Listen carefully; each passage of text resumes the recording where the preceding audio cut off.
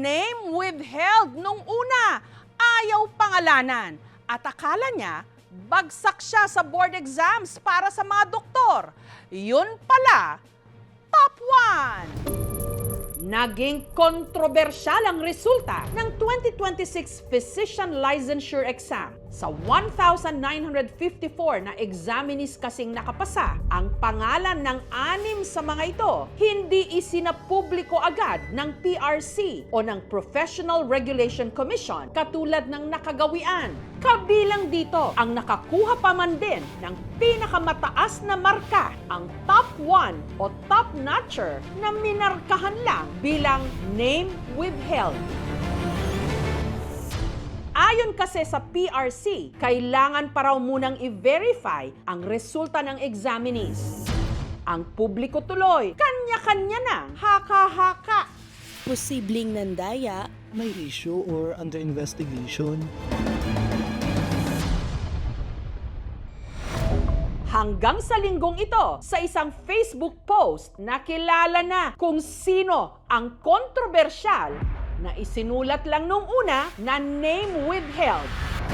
Walang iba kundi si Dr. Erwin Ken Parchaso ng Lyceum Northwestern University sa Dagupan City sa Pangasinan na nakakuha ng pinakamataas na marka na 95.17%. Nabahiran man ng kontrobersya ang kanyang pangunguna na 10 years in the making daw, handa na niya ngayong ibahagi, eksklusibo dito sa KMJS, ang kanyang pinagdaanan bago niya nakamit ang pambihirang tagumpay.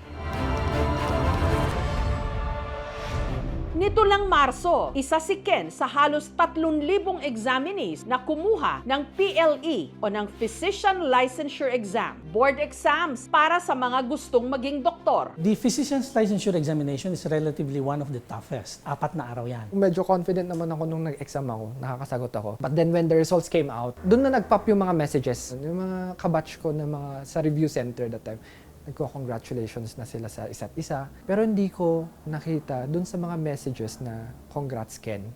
Wala yung pangalan ko. Medyo natameme ako. Na-depress na naman ako. Umiyak ako. Gumuho talaga yung mundo ko na inisip ko, bagsak na naman. Uulitin ko pa ba to? Mag-aaral na naman ba ako? Pero sa isip-isipan ko, ayoko na. Pagod na ako. At sa gitna ng inakala niyang pagkabigo, nanumbalik kay Ken kung paano ba nagsimula ang pangarap niyang maging doktor. Tubong La Trinidad sa Benguet ang pamilya ni Ken. Pag-aamin niya, hindi raw siya tutok noon sa kanyang academics o pag-aaral. I was not the smartest person in the room. I'm just a regular student back then. Dahil pangarap niya raw na sundan ang yapak ng kanyang ate Karen na isang nurse, pagtuntong ng kolehiyo, kumuha rin si Ken ng nursing. Dami kong na-encounter na mga patients na parang nawawalan sila ng pag-asa, natatakot sila sa sakit nila. Para bang gumuguho yung mundo nila. And then, doctors would arrive. Malaki pala talaga ang impact ng isang doktor sa isang pasyente sa buhay nila. Doctors don't just treat or diagnose a disease. They save a person's whole world. Gusto kong maging ganun sa isang tao. Kaya pagka-graduate niya ng nursing, nagpasya si Ken na ituloy ang pag-aaral ng medicine. Pero simula pa lang ng kanyang med school journey, meron ng mga aberya. Ang NMAT kasi yun yung prerequisite before ka mag-medicine. Ang mga school, meron silang standards, 90 and above. Believe me or not, nag-NMAT ako 3 times din. First take ko, mababa yung NMAT ko, 35. Second take ko, hindi ganun kataas, 55 lang. Naghihinayang na ako sa sarili ko. Parang hindi ko kaya to, parang nahihirapan ako masyado. Third try, 55 plus lang din yung grade ko. Hindi ako nakapasok dun sa first choice ko ng school. And that end up me enrolling sa Lyceum Dagupan. At first, napre-pressure ako kasi ibang level na to eh. Nahihirapan talaga ako. Nag-leave of absence ako for 2 years. Wala na din masyadong pera. Si Ken, nag-part-time job, pumasok bilang HR o Human Resources Staff at nagtrabaho rin bilang online English tutor. Kaya 2019, si Ken bumalik ng med school. Hindi ako masyadong nakakasabay kasi dun sa leave of absence ko ng within 2 years, wala akong masyadong ginawa kundi parang work din. Hindi ako nag-aral. Sa kabila ng pagod at pressure sa medicine proper, si Ken nagpursige at ang nagsilbi niya raw inspirasyon ang kanyang girlfriend noon at ngayoy kanyang misis, si Yael, na nakilala niya nung siya'y medical intern. Nakita ko siya sa hospital kung saan ako nag-i-internship. Sabi ko, ano to? Pasyente ba to? Pero nakita ko siyang nag-order ng doctor's order sa computer. And then, nagulat ako, ay, my gosh, doctor pala to. Nakausap ko. Medyo na-humble ako. Lumalabas na kami and then naging girlfriend, boyfriend na. He's a very gentleman, very patient siyang tao. After internship, nag-apply ako sa isang review center. Kasabay kong nagre-review si wife kasi mag-e-exam din siya ng diplomate niya. We are each other's inspiration for studying kasi sabi na yun, papasa tayo. 1 week before the exam, nagulat ako. Sabi niya, buntis daw siya. Lalo akong kinabahan kasi wala to sa plano. Hindi ako ready maging father. Sa kabila nito, tumuloy si Ken sa pagkuha ng board exam. Upon exam day, masyadong blanco yung utak ko. Hindi ako makasagot ng maayos sa mga exam ko. Sinabi ko na kay wife, wala, hindi na ako pasado. At tama nga ang kanyang naging kutob, bagsak si Ken sa kanyang first take ng board exam. Habang si Yael, pasado sa kanyang diplomate exam. Nakokonsensya. Yung dreams niya, he delayed it to be there for our son. Sabi sa akin ni wife na, sige, mag-exam ka ulit. Sabi sa akin din ng parents ko, hindi pa naman end of the world. Tuloy mo lang. Sige, sabi ko, try natin ulit.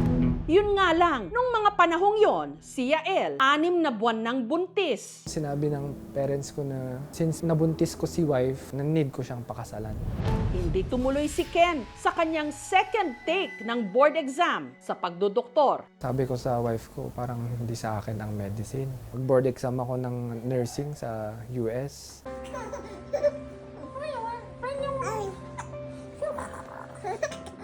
Hanggang nitong nakaraang taon, ipinanganak ni Yael ang kanilang panganay, si Zach. Nung lumabas si Zach, sobra yung saya siguro. Na-speechless ako na, tatay na talaga ako. He's a good father. Nung bumalik ako ng work, siya yung nagbabantay kay Zach. Being a father outweighs more than being a doctor para sa akin. Kasi I made that life eh. Although doctors save lives, for me, I made a life. Pinanghinaan man ng loob, ang kanya raw anak ang naging inspirasyon ni Ken para ipagpatuloy ang naunsyamin niyang pangarap. Kaya, nag-board exam ulit si Ken. At nitong Marso, kumuha na nga uli siya ng exam para maging ganap na doktor. Yun nga lang, para raw gumuho ang kanyang mundo nang hindi niya nakita ang kanyang pangalan sa listahan ng mga pumasa. Pero sa isip-isipan ko, ayoko na. Pagod na ako. Hanggang nangyari na nga ang hindi niya lubos inakalang plot twist. April 18 ng hapon, hello, is this Erwin Ken Parchaso? I am Dr. Marco Duque from Lyceum, sabi niya. It's regarding about your board exam.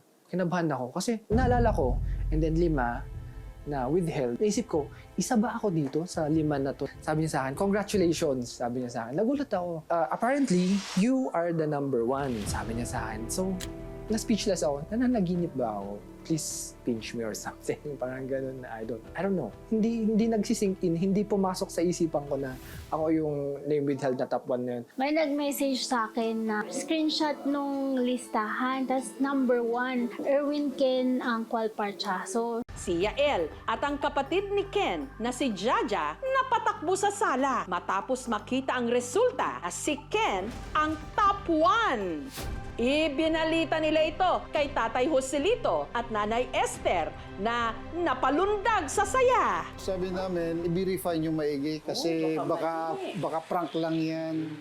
Pagka-uwi ni Ken, sinalubong siya ng mahigpit na yakap ng kanyang kapatid. At sa kanyang pagpasok sa bahay, bumuhos ng emosyon ni Ken sa kanyang ina.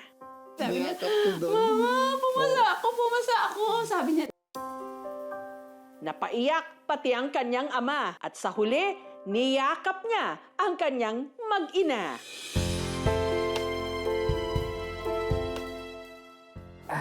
It's overwhelming hanggang ngayon para sa akin na si Name Withheld pala is, yun, ako pala.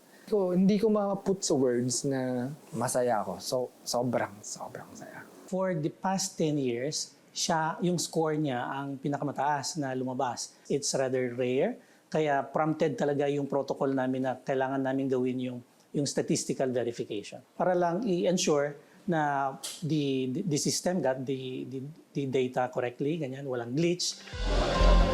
Nitong Martes, si Ken nag-oath-taking na. It took 10 long years, painful but beautiful years. And I would walk every single one of them again if it meant standing here today and telling you, we can do it. You can do it. And when you do, it will be worth every tear. To my child, one day you'll hear this story. And I want you to know everything I did, every sleepless night, every retake, every tear I did for you. You are my why. I hope I make you proud. More than that, I hope you learn that failing doesn't mean you're out. It just means you're human.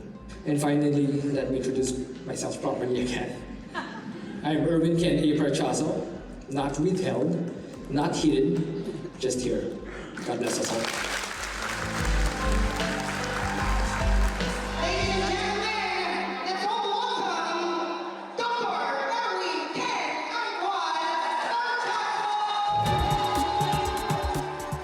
Ang kanya namang mga mahal sa buhay sa Baguio, naghanda ng Thanksgiving party. Hindi lang para sa akin ito ay tagumpay natin. Thank you so much. Ano na kaya ang plano ngayon ni Doc Ken?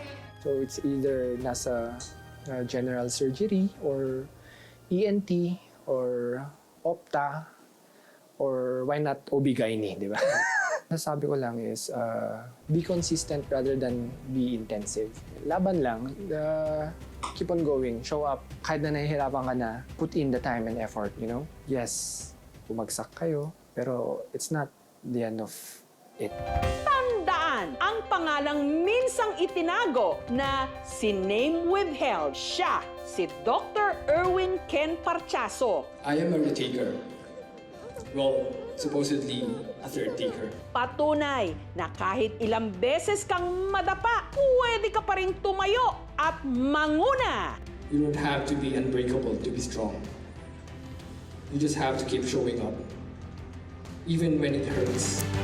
Dahil minsan, ang pinakamalaking plot twist sa buhay, sarili mong tagumpay.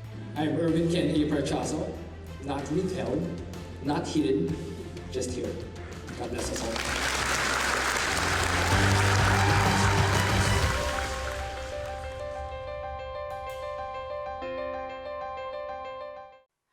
Thank you for watching, mga kapuso. Kung nagustuhan niyo po ang videong ito, subscribe na sa GMA Public Affairs YouTube channel.